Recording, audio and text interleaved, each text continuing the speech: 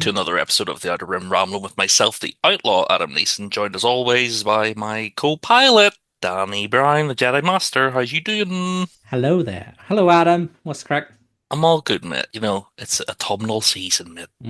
Yeah, we're We're, getting all cozy, making fires and soups, and we've just had Halloween. mm, I'm getting ready. I haven't quite hit my Christmas spirit yet, but I mm, am waiting for Kermit the Frog to roll up dressed up as Bob Cratchit and mm. sing me happy little tunes. And those cheeses who are seeking, or what? No, Mises who are seeking their cheeses.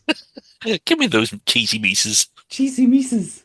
No Jesus for us, Mises. Have you seen in Asda they have The Christmas Christmas? collection, Yeah, man. including the housewares, and I want Yeah. to buy all the full plates and dishes and everything so that I can have a full Muppet Christmas, obviously. You'd be like, I'm bringing out the fine china. Of course. Yeah, and it's just Kermit the Frog Christmas plates. Yeah. But I know a Muppet fan when I see one. Well, maybe Oh, ho, not. ho. But Oh, we could be wrong. But I mean, he's looking fairly Fuzzy Bear-esque. we got three fuzzy bears on the podcast. But joining us this week is the Queen's Quiz Master, Paul Fletcher. How are you, mate? I'm very good, guys. Thanks for having me. Do you like the Muppets? Yes, there's like a VCH collection hidden at home somewhere in the trunk upstairs of all the old Christmas Carol ones and the Mhm. Tim Curry pirate ones, and yeah, they were basically on repeat. Hell yeah. Nice. Do you remember what your first Muppet movie was? Oh, it's really weird. It was like it might have been like Fozzie Bear Does Hollywood or something, but I didn't understand it as a kid, and then rewatched it as an adult and was like, "Oh, these are all the jokes I didn't understand. Now I get them. Now I get them." Is Fuzzy Bear Does Hollywood a sequel to Debbie Does Dallas? I knew you Hopefully not. used to get there. What was your first Muppet film, Adam? Muppets Treasure Island. Me too. Because I don't think I watched Muppets Christmas Carol until I was a little bit older, because I'm not a big Christmas man. So movies at Christmas, I was like, nah, get away. But Muppets Treasure Island, I was like, here, see the wee girl in the main role? That's a wee boy, apparently. Also, best comedian appearance in a film ever. Billy Connolly just dies randomly at the start. I'm going for that treasure myself, and no one-legged son of a bilge rat will. Captain Bones. He died? And this is supposed to be a kid's movie. Oh, So so good. good.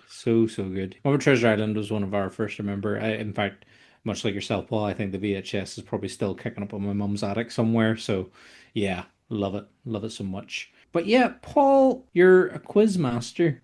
Yep. But what does that mean? So it basically just means that you run the quiz. So that can be you're hosting the event, you're the voice asking the questions, you decide what answers are right given limitations. For me, I basically write the quizzes.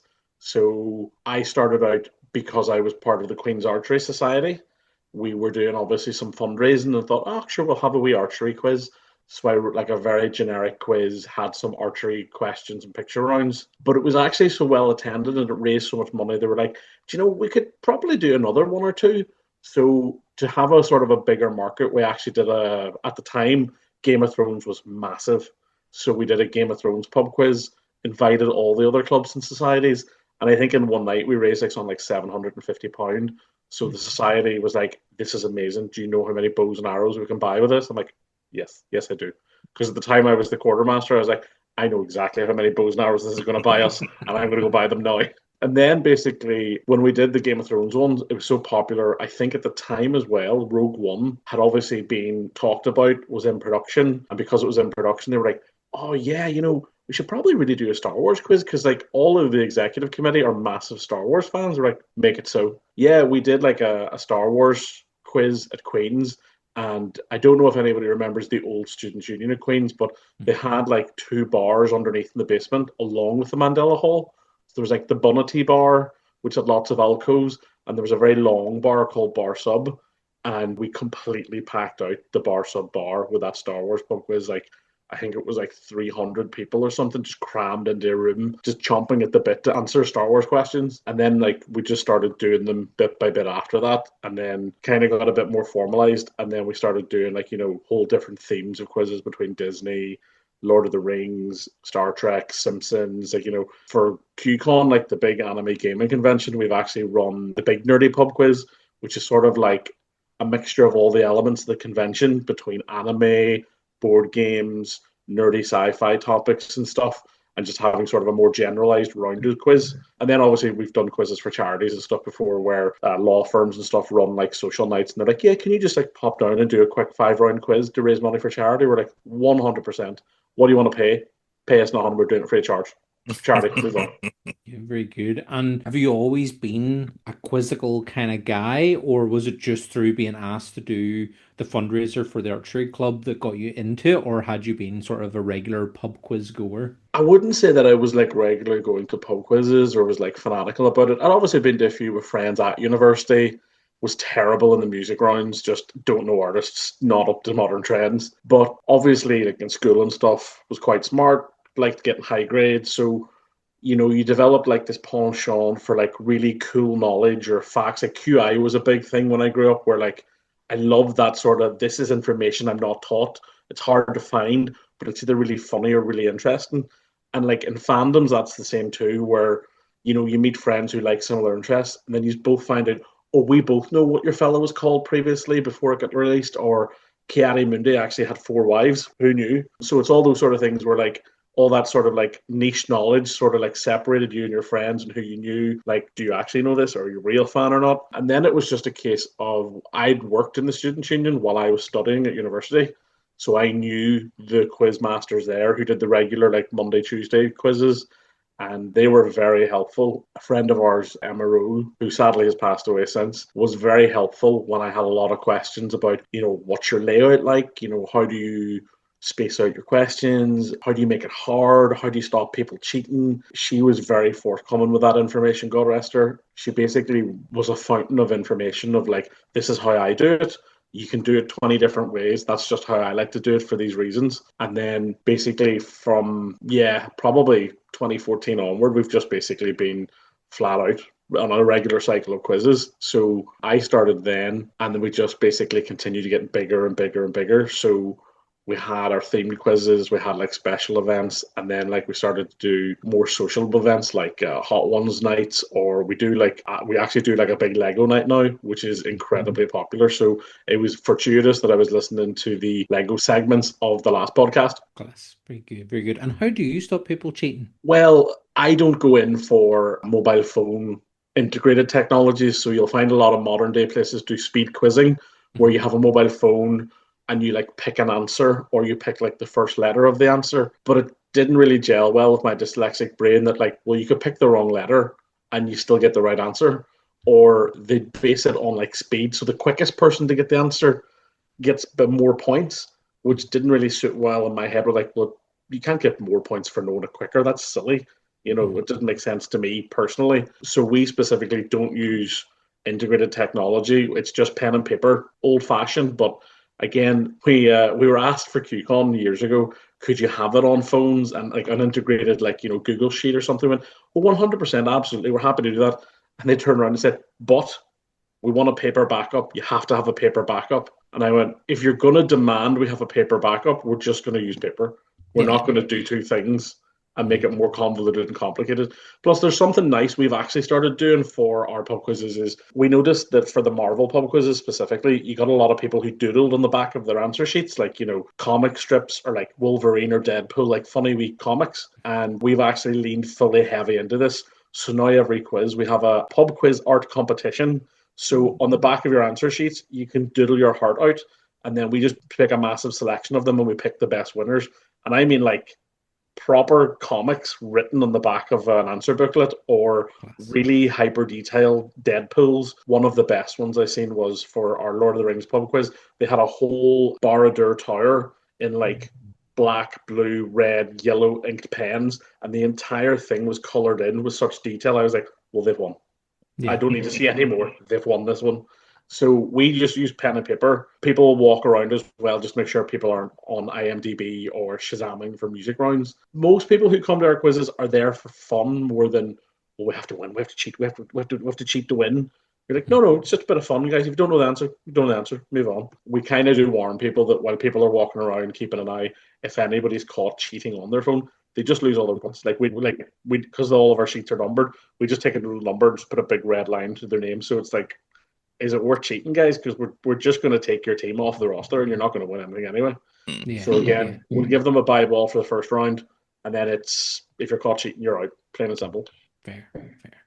And you said there, you strike out the team name.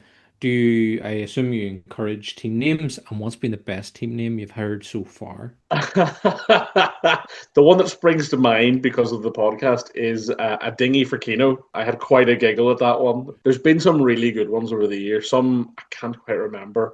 Some that are always double entendres, like Neville Wears Prada or Master Beaters for Harry Potter quizzes or something. But we used to do a prize for best team name, and then it requires you to read out all the team names, and you could have 80 plus teams at some of the big quizzes. So it got very time consuming.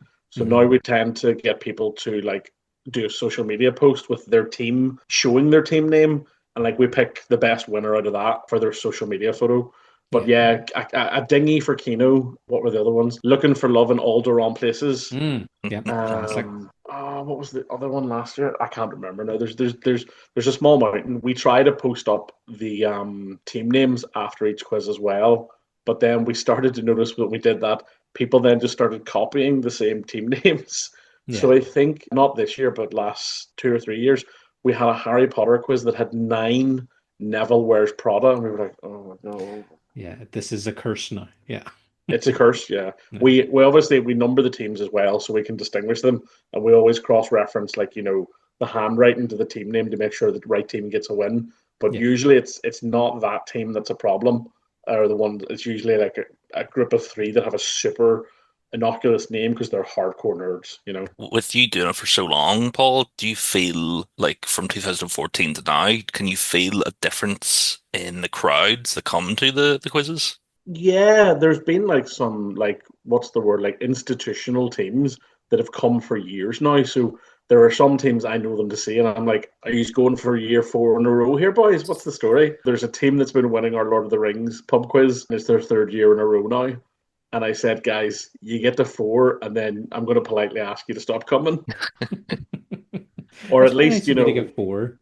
yeah, it's just it was one of those things where they're lovely guys and they are very good at what they do. They've got all the good questions. It's not like they're cheating or anything. They're just on par with knowledge. But yeah, in terms of like the audience, it changes every year because the university obviously has an intake of students every year that changes.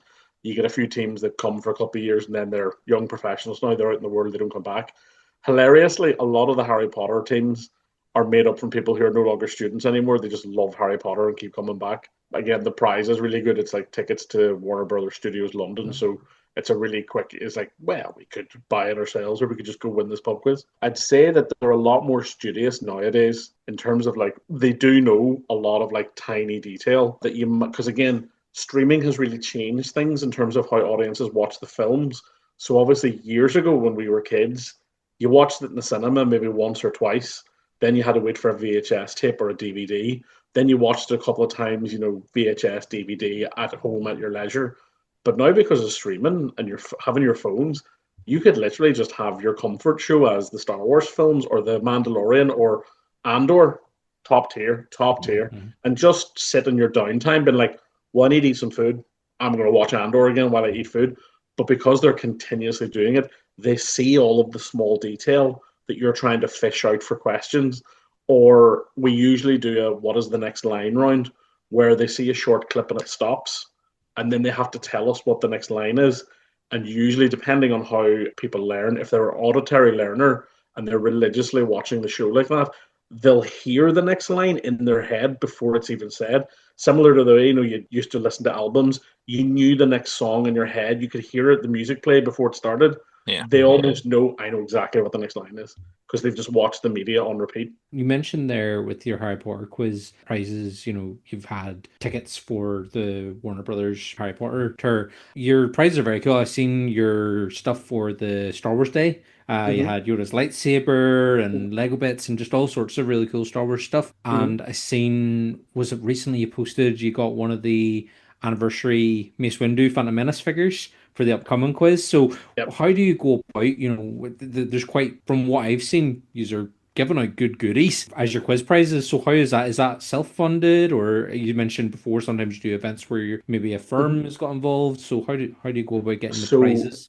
when it comes to if it's our events, it's all self-funded, but the events have basically been funding themselves for quite a while now. So we just reinvest any money raised from the event back into the event because it's kind of a reward for people. Like this is a really good prize because we want you to come and enjoy your night. Like the this year's Star Wars quiz later this month is Moff Gideon Mandalorian helmet, Sabine Wren's lightsaber, and the Lego Dark Falcon.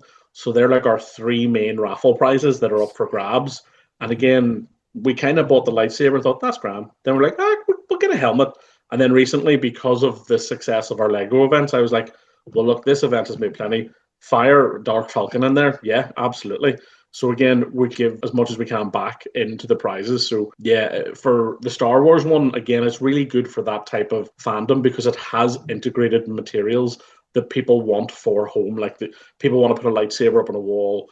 Some people really love the helmets, like they want a Darth Vader helmet or a Stormtrooper helmet. One thing I really want to get, but I've been finding it hard, is the ingots you can get of Beskar. Hmm. I've been trying to get like those as like trophies, but it's really hard to Yeah. get them. Apparently, the quality that I want at least, because I wanted to make like a first place winner and get it engraved and then hand it out to the winning team. But I Yeah. haven't quite figured that out yet. But we'll get there eventually. So in terms of prizes, we try to just give back to the event, so everything gets cycled back into itself as much. Like the promotion and PR is a big expense because you've got physical media, online media, integrated media with like Facebook and Instagram and stuff like that. And you kind of just shotgun it out there and you try to get as many eyes on the event as possible. Again, because I worked in the Students' Union, I saw how University Students' Union promoted itself. So I kind of went, well, let's just copy and paste what they're doing. It works for a business, it'll work for this. And a lot of people sort of respond well to it. Some people are really weird about promo and are like, it's too spammy. It's just too much. You're like, you don't understand how humans consume media. They have to see it like 4 or 5 times before they register it. So you need to have it on campus, on tables, online, mentioning it as many times as you can online. And in terms of like social media, it is very much content driven. So you have to either find content that you want to continually post, or you need to just continually have a conversation with your followers and your viewers, whether that's, look at this cool prize that I got. Here's an interesting fact about this actor you never knew about, or this is what we got up to the weekend. So again, it's about keeping your audience engaged and then basically showing off what you have to offer for them. We try to do that as much as we can, and we've definitely got better year by year. It's kind of like a hobby that we do. It's not everybody's full-time job. So it just depends. Sometimes there's a quiet a week or two where everybody's flat out busy and we're just like, oh yeah, we meant to post those things. Whoops. With your upcoming, so you already mentioned there, you've an upcoming Star Wars event. You've some fantastic prizes to give away at that. Do you want to tell us a little bit more about it? Yeah, so 24th of November this year, Monday, is our 10-year anniversary Star Wars quiz. One of the first quizzes that I did was a Star Wars quiz, and we went back to the old Facebook and we went down all the event pages and we kind of looked and went, oh wow, that's literally 10 years ago. Oh, we need to make a big deal out of this. So, as well as like bigger, better prizes, I think we're giving away like £100 in drinks vouchers on the night that you can win by like finding various Lego figures of Star Wars or finding like objects around the room. So we try to have like mini games during the event, but there'll be like all the Star Wars merch that we have, bits and pieces, pins, some really nice stuff from Replay Games Bangor, like custom shiny pins that are really, really unique. You don't get them many places, but they have a fantastic supplier. And then the big top prizes for the raffle will be a Star Wars lightsaber. I think it's the Sabine Wren lightsaber, the Moff Gideon Mandalorian helmet. And because we had so much fun at our Lego event and we knew that we have so many new Lego fans that also enjoy our quizzes, we added the Millennium Dark Falcon. So the black Millennium Falcon that came out for was it Rebuild Your Galaxy film, which was like a Star Wars Lego crossover where they like changed dimensions and flipped it around. So everybody who was good was bad, everybody who was bad was good. And we had finally a Darth Jar Jar make a live appearance all the way Lego. And I'm at best come back to do the voice, of course. Um, Fantastic. That's excellent. It's great to see events like this, especially locally, because it's not something, you don't really get a lot here in our wee country. So it's great to see, you're bringing together people who are part of a fandom and you're covering so many fandoms and you're giving them good, fun, interactive, not just quizzes, as you say there, you've got mini games, you've got lots of different wee things and creating good social situations for those fans and just, yeah, giving people a bit of variety to their night out. It's not just a case of let's just go out and have pints. It's let's go have a quiz that revolves around this thing that we love. But talking about things you love, Paul, I can tell already you've mentioned there that Andor is top tier. I am assuming you're a Star Wars fan. Oh yes, let me just avert this camera down so you can make full Most reference to the excellent. faded Star Wars T-shirt on my Oh chest. yeah. Wonderful, and some lovely hats. So where does it all begin for you, Paul? How do you get into Star Wars? Were you a youngling or was it later in life? Yeah, no. So it was one of like I think I remember the youngest time that I remember seeing Star Wars was actually The Empire Strikes Back on TV. So I was at a friend's. It was like I had to stay at my brother's friend's house. Didn't know what was happening. Didn't know where I was. Put on the TV, and then Star Wars: The Empire Strikes Back was on. I was like, "What is this? What is going on right now?" And I very vividly remember it was the scene where like the Emperor comes out of a shuttle and he's marching down, and there's this like critical dialogue, and I was like, "What is happening right now? What's going on?" So again, it's kind of like drew me in to be like, "What is happening?" But it created like a weird dynamic whereby I seen the films all out of order as a kid, and then it took several years before I'd watched them again and went, "Oh, this makes so much more sense now." Yes, yes, yes, yes, yes. Yeah, Like confusing battles, been like, didn't they already blow this up? Oh no, this is the first one, right? Okay, okay. yeah. And then obviously I was fortunate enough that when George Lucas did the prequels, I was much older and had a better grasp of the films. And then obviously Liam Neeson was in them, so there was like a local actor. It was like, oh my god, there's like a Northern Irish actor in Star Wars. That's amazing. And then got to see those films, and for as much as they were slated at the time, I was over the moon to see those films. And I remember like bouncing around the cinema afterwards with a Coke bottle, like a lightsaber. I'm like, oh, that was amazing. I can't believe I've seen that. So I was very much a fan from having seen it younger and then developing a love for it, getting to be a part of the prequels when they came out, right up until Revenge of the Sith, where it was like it's all come together. They've pulled it all back. They filled in all the bells and whistles. They have it all linked together. It felt very much like I got to see like a full story realized that I had started watching from years before. And then obviously since it's grown and like, into Rogue One been sold then to have much more versions of itself between the Clone Wars and Mandalorian, Andor. Like watching it grow has been really interesting. Haven't always agreed with some of the artistic choices they've had, or even some of the stylized choices. Again, I loved the 2D animated Clone Wars and thought just make that, and the story's there. Crack on, do what you got to do. So I kind of was like, do we need a 3D version? That was amazing. And then obviously watched all of the 3D version for quiz content and stuff and thought there's a lot more here than you think, especially when it gets to the last couple of seasons where it really has grown with its audience to the point where this isn't a kids show anymore. The themes and the scenes are a lot more dark, they're a lot more integrated, the action's more complex. And again, it's really grown with its audience where when they started watching this, it was very much a kids show with a bit of sci-fi. And by the time it gets to the very end of the Clone Wars, you're like, oh yeah, that he just decapitated him with a piece of metal. This is not a kid show anymore. And then obviously, as an adult now, watching Andor, over the moon with how they took a story, almost just completely forgot about all of the past and went, let's just set a story in this universe and show a more realistic version of how rebellion is sort of fermented, how it starts, and how it affects people. Currently, we're in a very strange scenario globally where we can see weird fascistic powers around the world, and we can see how this can like affect us day to day in our lives, and how something that was created as art is now mirroring real life to an almost uncanny degree in terms of like protest being disrupted, expression being shut down, narrative media being controlled so that it's framing what they want in a way that isn't the truth.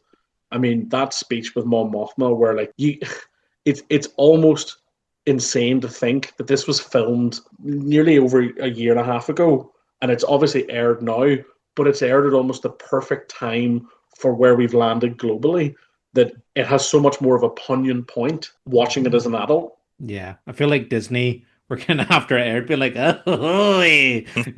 but no, it's perfect. And as you say, it's great to see that they're appealing to their audiences that have grown with it. I still like that there's stuff there for Mm. family, for kids, but they're also appealing to, I think the point you make about Clone Wars and how it matures with its viewers, I think it's going to be interesting to see how Maul Shadow Lord, Mm-hmm. because that I think is going to have a real dark and edgy tone. I can't imagine there's going to be any Jar Jar Binks filler episodes in Maul Shadow Lord. There might be. I might be surprised, but something tells me it's going to be a very dark, edgy animated show for Star Wars. Yeah, I mean, even compare like what they did currently for Skeleton Crew, I thought was perfect because again, they took the universe and they like applied a plot to it, so they didn't basically let the plot drive the story too much. They kind of just integrated the universe to a story, which I thought was quite nice. And again, it is very much again more for kids in the way it's set up and the interactions between the characters and the storyline gives you more of the universe to see that you wouldn't have previously had from other content.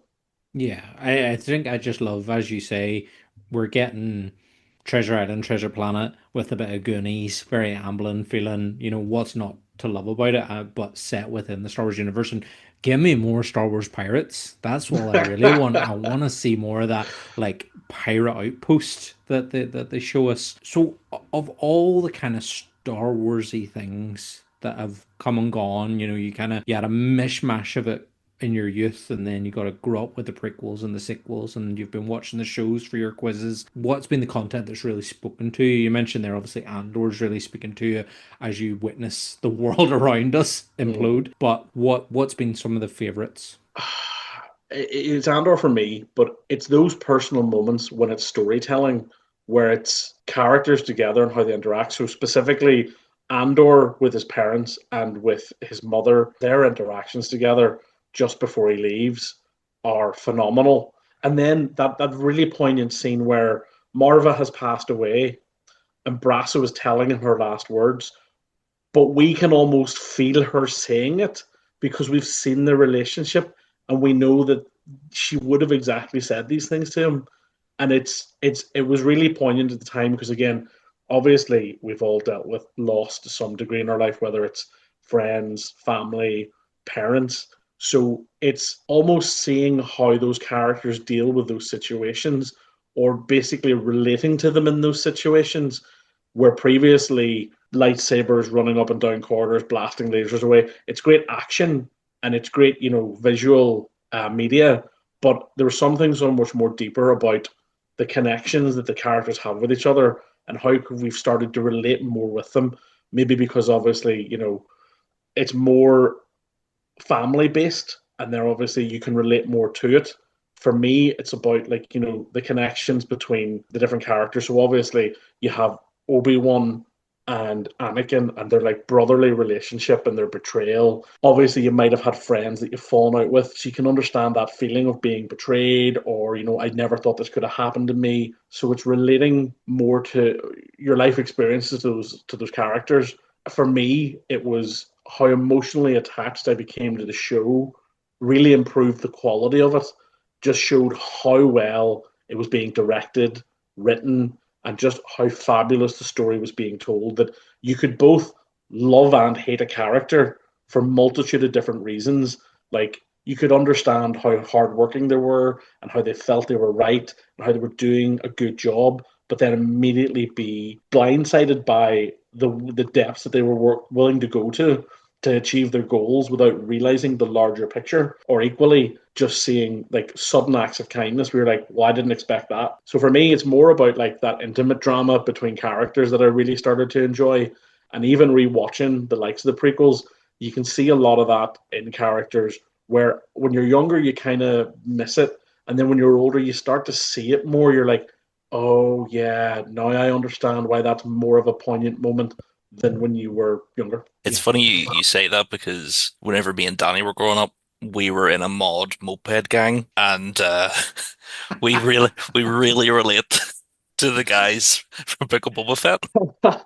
I was wondering how you were going to get that I'll in. sneak it Wonderful in, man. segue. Yeah, you'll get it every time. I don't know. Did you get to that point, Paul, I in did. the previous point? Yeah, I yeah. did. So this is a regular. What's your take on the moped gang from Book of Boba Fett? Didn't have a problem with it. Just happy to see another aspect. I felt Book of Boba Fett was interesting. It could have done a lot more things than I was expecting. I felt like it had a problem in the sense that it almost felt like it was constantly fighting itself between being a show for adults and a show for kids. And I don't know whether that was over obviously directorial choice, episode to episode, or an overarching, Disney, tone it down, keep Mhm. it safe for kids, or it was, just the final product got edited that way.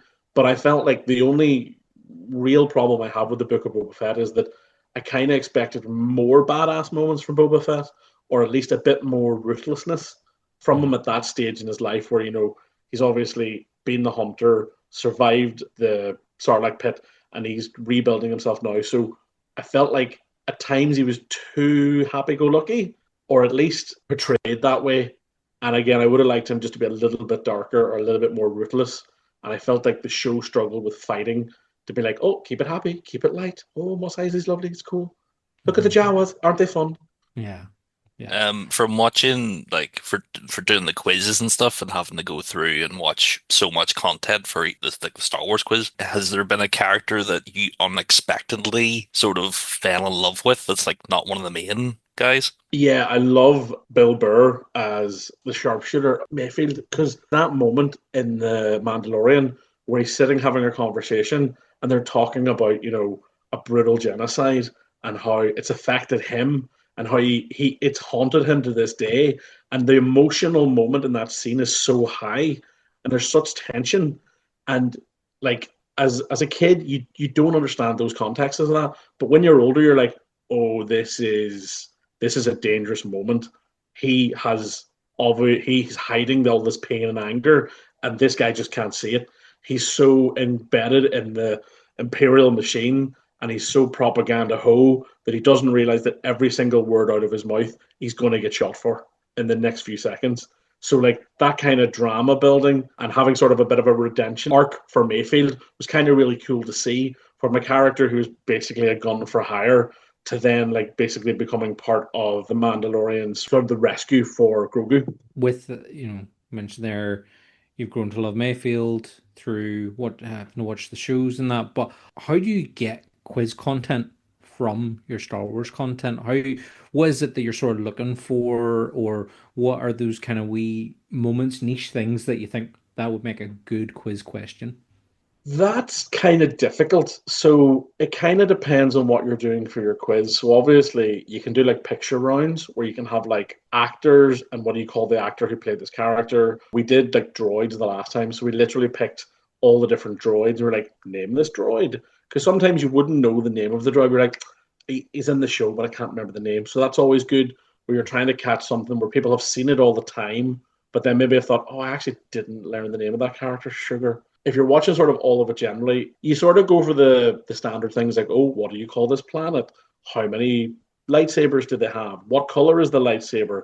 But again, it's always good to find questions you weren't looking for in terms of like, that would be a great question I've never thought of. Or again, as I said, where you're watching the scenes for like palpable moments, for like a finish the next line round where you're like, one of the standard ones is there's so many times where in the Mandalorian he goes, this is the way. But it's about finding a really good scene where it leads up to it, and then he just suddenly goes, this is the way, that kind of thing.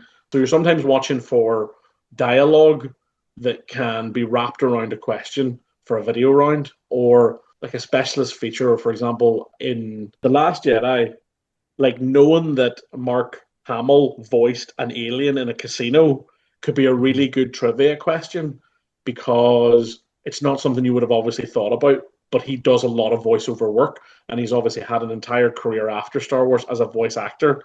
So finding trivia like that, like, oh, which alien did he play in the casino?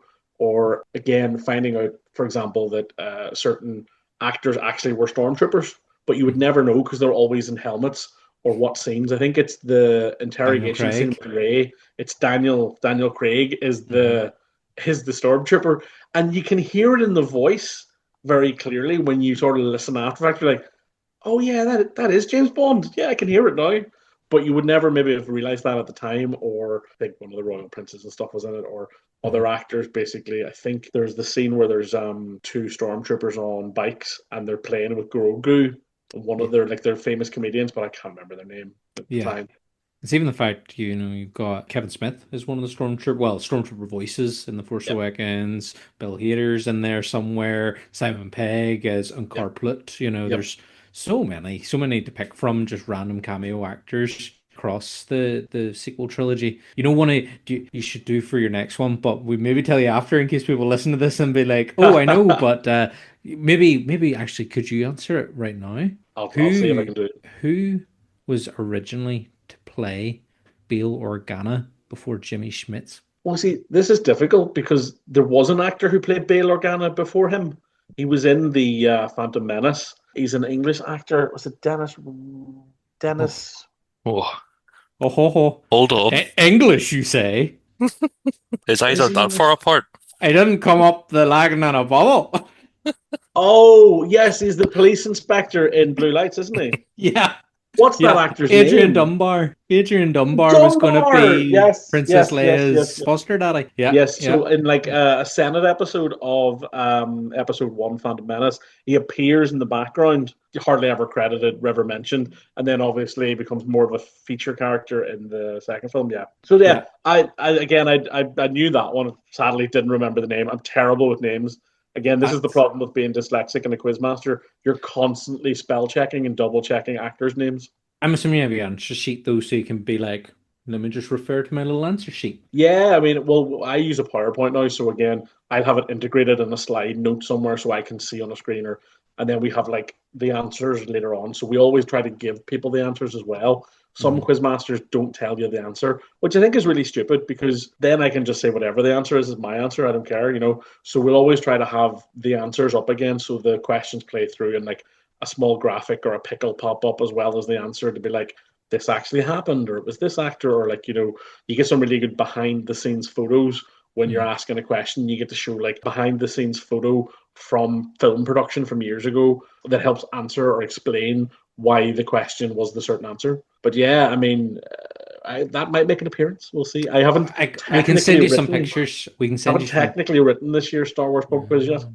Okay, well, we can fire you over some behind the scenes pics of Adrian looking rather dashing in his Senate getup as well. So that's interesting to know that you've not done too much for it yet, that you've still got questions a cooking. In terms of how you come up with the questions, do you recycle much from previous quizzes or do you try to keep it fresh every time? Because you mentioned there your Lord of the Rings team has won 3 times. I'm assuming they haven't answered the same set of questions three No. times. Again, the format sometimes stays the same, but the questions will always change, or there might be a question answered in a different way, or it's the reverse of it, or something like that. But it's usually never the same question, or again, sometimes we completely just flip the script and we do something entirely different. So I think one year for a Harry Potter quiz, we did like the Price is Right round. Because in the series, they ask a lot of things about how many galleons this is worth, this, that, and the other. So for an entire round, we had two magical objects, and you had to guess which one cost more,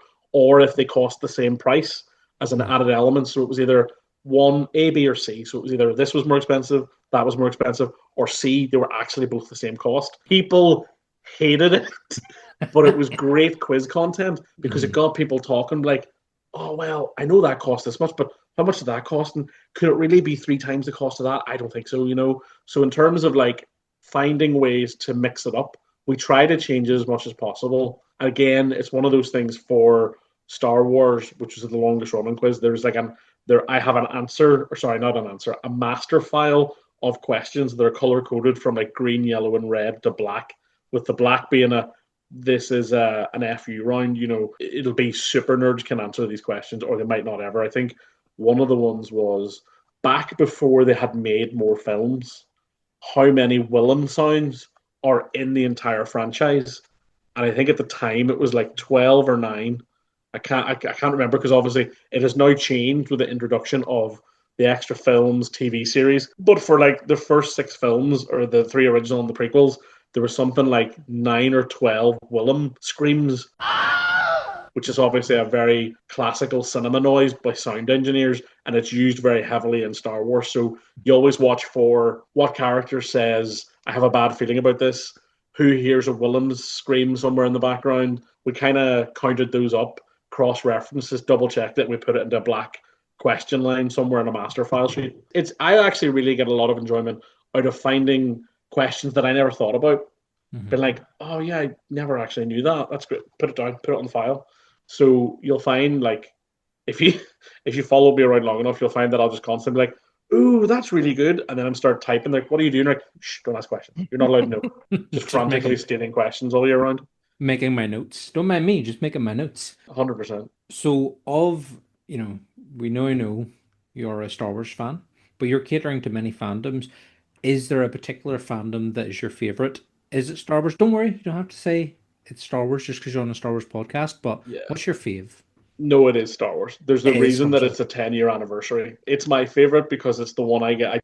I just get to watch Star Wars in a massive repeat cycle, looking for questions. Harry Potter is probably the most popular, just because it has a sort of appeal to a large audience, and again, it's got institutional amusement theaters in Orlando and in London with its studio and stuff like that. So it drives a lot of its own internal audience, and again, with its TV show coming out soon as well, it kind of keeps itself relevant enough that people constantly come back to it. But for me personally, it's Star Wars. I like the Disney ones because it's kind of nostalgic. You get to watch some Disney films, and it's kind of it's a bit cute watching all those old films again. But yeah, like that would be my favorite one, is the Star Wars one, because I have a lot of personal connection to it. And then like we kind of just try to find quizzes that people enjoy. So we've never run a Simpsons pub quiz before, but we're doing one next Wednesday.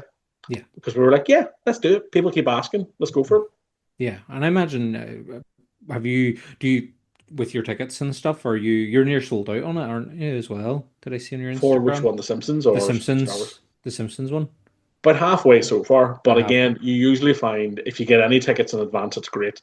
And Yeah. then the week of or the weekend of, the ticket sales just shoot right up. Of course, Yeah. of course. But yeah, the Simpsons one, I'm not surprised to hear that people have been calling out for it because it's always going to be a favorite. Is there any fandom or thing that you would love to quiz up but just haven't yet? There's quite a few. Some of it is timing and more my preference than others. So, for example, I love Avatar: The Last Airbender, Oh my God, specifically the yes. animation. Yeah. Very big Iroh fan. Mhm. Love how it took a story, had a 3 arc progression, and it basically worked it out in advance. The animation got better, the storytelling got better, the music got better, and then it did something that shows kind of rarely get to do. It finished on its own note. It was Mhm. like, and we're done. That's it. Again, it sustained its appeal to the point where it had a finished story, and it's locked, it's closed, and it's good. Obviously, it had the Legend of Korra that came after it, which had mixed reviews and then suffered from more like network problems where the show people who were showrunners kind of were getting pushed around by the studio, and it kind of fizzled out by the end, which was unfortunate. You could really tell when it starts to have like a clip show at the end of its run. You're like, ooh, that's not a good sign. But I think with its live action version on Netflix, a lot of people are now rewatching it as well. So Mhm. it could be something that we might maybe try to do a quiz on. Yeah. It's kind of hard because although there's so much content there, it's whether people will be reciprocal to a quiz about it. Yeah. Of course. I would be there. I love Avatar The Last Airbender. I'm going through my Instagram here trying to find I have an Uncle Iroh tattoo. I'm trying Oh, to very nice. so Very nice. I can show you. Is it a But pie show tile? no, well it does. That's incorporated into it, but Oh, very nice. I'll show you. Adam, you ask a question while while Goddamn this loads up. nerds. The have you ever applied or been on like a TV quiz show? Would that ever tickle your fancy? Wouldn't appeal to me. It's one of those things where I don't like the pressure of Mhm. being like, I need to answer this straight away. Being dyslexic, I've always taken a long time to study and revise for exams and stuff. And I don't like the sudden pressure of this needs to be answered immediately. You're like, ah. I never forget years ago, I had an exam that it was a very unique style of pharmacy exam. It was called independent prescribing, and it was all about being an independent prescriber, like a doctor choosing the drugs and such. And it was one of the weird exams that, despite having like extra time allowance for being dyslexic, it wasn't accredited. You couldn't get extra time for this exam. And I'll never forget the fear and panic when there was only 3 questions to the exam, like in sections, and I just finished the first section, and somebody turned around and went, "You have 15 minutes left of the exam." I went, "What?" And I panic wrote as much as I could for all of the other questions, and I think I skimmed by like 51% on that exam. But there were so many pharmacists in my year that just failed that exam, and they were had to repeat the year and stuff. It was a real problem for our year. But yeah, I don't like to panic, like present information. I'd rather just, super chill in a pub with friends, answering questions leisurely. So I don't think I would be one for like Who Wants to Be a Millionaire or some of the more modern ones like the BBC are doing. Like I do enjoy watching them, but I don't like that level of personal stress. Hmm. If you were to go on Mastermind, though, what would be your specialized subject? Oh, that's a good question. Also, Danny, what would be your specialized subject? Uh, how many chips can I fit between my toes? What would yours be, Adam? Um, maybe season 4 of The Simpsons. Hmm. Oh, good season. Good season. Think of well, or maybe the first 3 seasons of Family Guy. Although I don't know what the questions would be. It would be like, "What did Peter do this week? Farted on somebody?" Correct. Paul, I have you think if I considered? had to pick like a subject, it would be probably Star Wars or Andor specifically because I've just rewatched Andor flat out. I Yeah. love the soundtrack. I actually swim listening to the soundtrack from Andor. It's incredibly therapeutic. Hmm. Mm. Nice, nice. I probably Tartovsky's Clone Wars would probably be my specialist subject because again, um, got my wee Nice. Dirge and my Dooku and my Saj and Very then all nice. the heroes around And the others. And how there's do you feel like Asajj Ventress is pushing out? Oh, that is a very nice avatar tattoo. Very nice. Oh, very hmm. nice. um Like Asajj Ventress, what do you feel like? Should she have a live action debut? I I would like to see after the Tales of the Underworld episode, I was kind Hmm. of like I want to see more of what she kind of gets up to because she chooses not to go after Quinlan in that moment. And I was like, well, what is she doing then? What's she gone off to do? So yeah, I wouldn't mind seeing her maybe interpret in live action, especially because we've seen like artist interpretations, not just like fan art, but I mean like Lucasfilm art and figures and stuff of Hmm. her interpreted live action. So I think that would be cool. I also would just like it to kind of tie into the Jedi Path stuff, like with Quinlan Voss and that. I think would be pretty sweet. And I'm kind of hoping the fact that they're dropping a Quinlan Voss Black Series figure, I'm like, are we going to get some Jedi Path stuff? But yeah, I think I'd be happy enough to see Asajj make an appearance live action. Yeah. And bring in Charlize Theron. Ooh, that'd be good. Chatting to someone recently, they actually said they wanted to see Zendaya because she's obviously tall, thin, and good Hmm. frame. They thought Hmm. that she would be like a really good modern version for it. Okay, I could dig that too. Yeah, yeah, yeah. Adam, you look like you're contemplating. No, my mind just pictured Tom Holland in Star Wars, and I've near had a near smashed the place up. Don't do it, Tom. So, Paul, in terms of like the future of Star Wars, you've Mhm. just asked me, do I want to see a live action Mhm. Asajj? And I'm like, yeah, I could dig that. What are you seeking from a galaxy far, far away? That's difficult because, again, given my love of Andor, it has now ended. I have no more Andor to take. There was obviously talk about, they would love to do Andor and Bix's lost years, or that sort of period where it just jumps from season one to season two, what they get up to and stuff like that. But I think they were right in the choices they made to have it, time restricted to 3 episodes a year, and the way they stretched it out was quite good because they have a set deadline to get to, and they can't have the actors being super older than the original starting period. But I'm actually really psyched for Maul Sith Lord because that scene where he comes back at the end of Solo, I was giddy as a child in the cinema, being like, "It's like I remember my partner at the time was like, "Are you okay?" I'm like, "You don't understand." So I was like super excited when I seen him pop up on the screen after that sort of fight scene. I was just like, "This is coming." Yes, And then sadly, we had to suffer the fact that Solo didn't hit a lot of marketing benchmarks that they wanted. But to me personally, enjoyed the film, thought it was really good. Didn't have a problem with the actors or the story being told.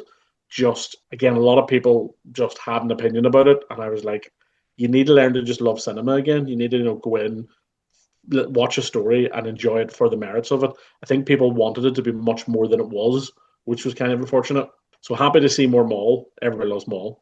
In terms of what I'd love to see in the future, probably again more stories in the universe, but not specifically based around known characters.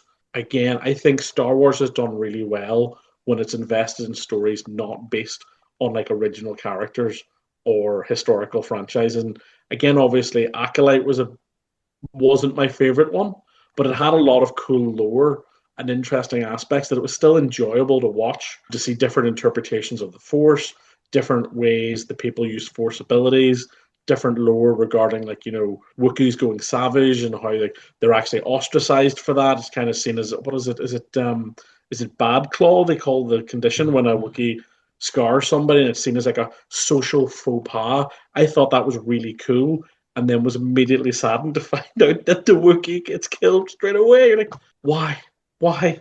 Why take away our joy? So again, I'm interested to see more Star Wars based on new characters applying modern storylines to the universe as opposed to trying to push that universe towards fans. And with the news of the sort of shut down Kylo Ren spin-off movie, would there have been any interest in that? Would you? I know you're not the biggest fan of the sequels, but with a project that was, Steven Soderbergh and Adam Yeah. Driver pushing it forward, would you have been interested in seeing that?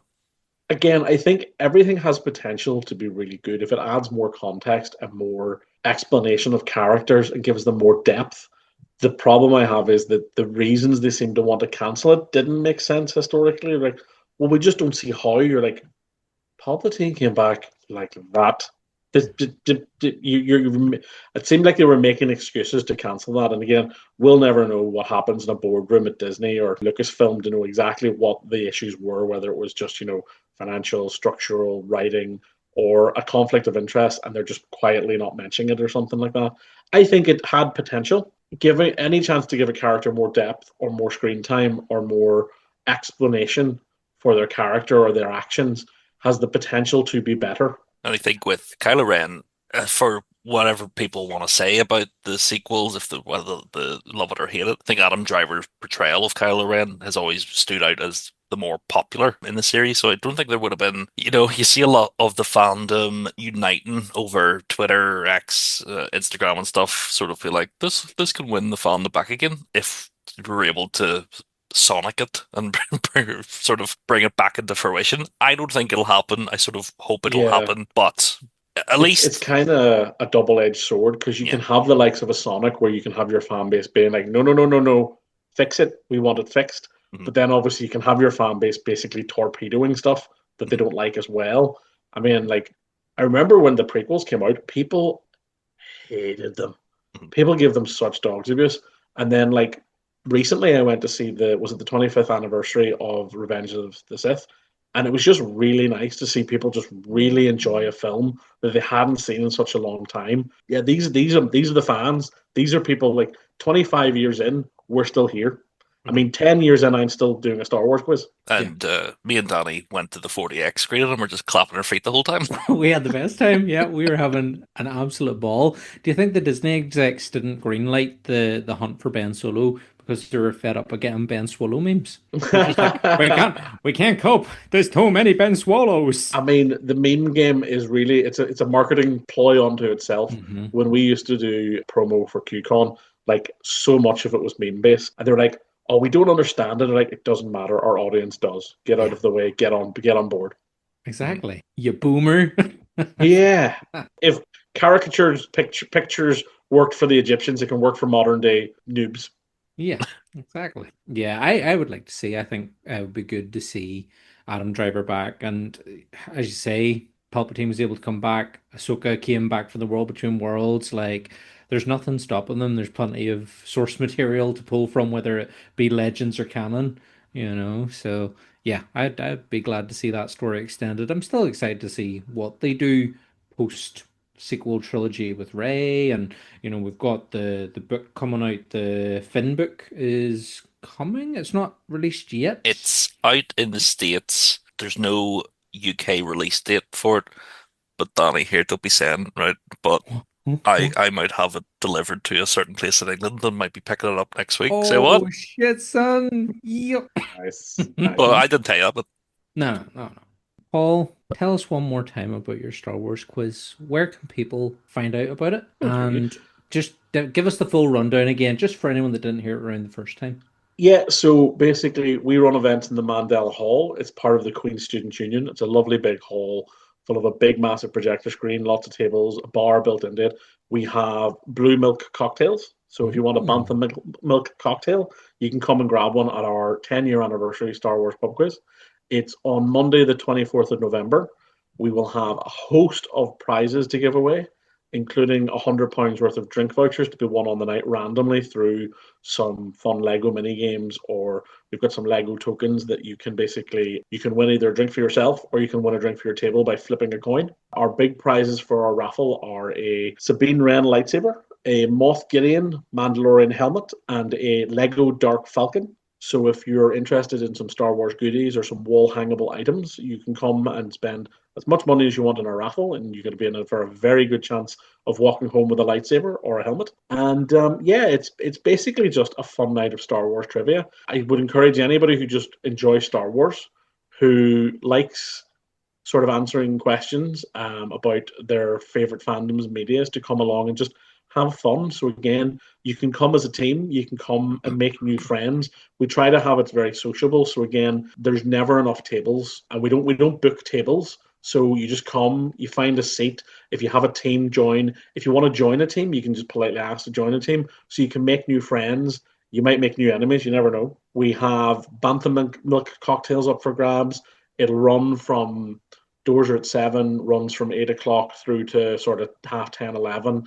As soon as we get all of the answers marked, sorted, we'll get the winners announced. We do a raffle, and then again, we have like a pub quiz art competition. So even if you like drawing Star Wars figures, or you have a particular love of funny comic doodles of Star Wars, you can come and do that. nice. What are your socials? So on social media, we have Instagram and Facebook and TikTok. It's QUB Quiz Masters, and we use Glister for our ticket sales. So we have those integrated into our Facebook pages, event pages. Our Instagram account has our Glister handle at the top of it. So if you want to see all of the events that run, you can go to Glister and type in Quizmasters or Star Wars or Lego or Harry Potter, and you'll usually find our events listed.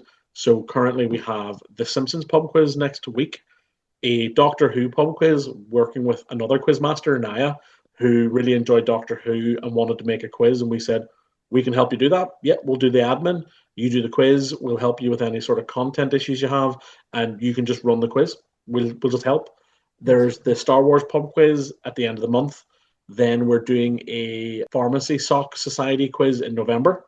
And then next year we have Game of Thrones, Lego, Marvel. So again, we have a whole series of events planned, but we kind of save their promo for after these sort of events.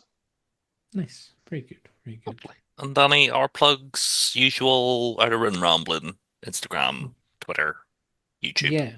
Make TikTok. sure you go follow them, subscribe to them, share them, tell your friends, and yeah, we'll love you forever. In terms of Fright Club NI, we are screening Terrifier 3 on Friday, the 12th of December at the Braid Arts Centre Ballymena, and the doors will be open from 7.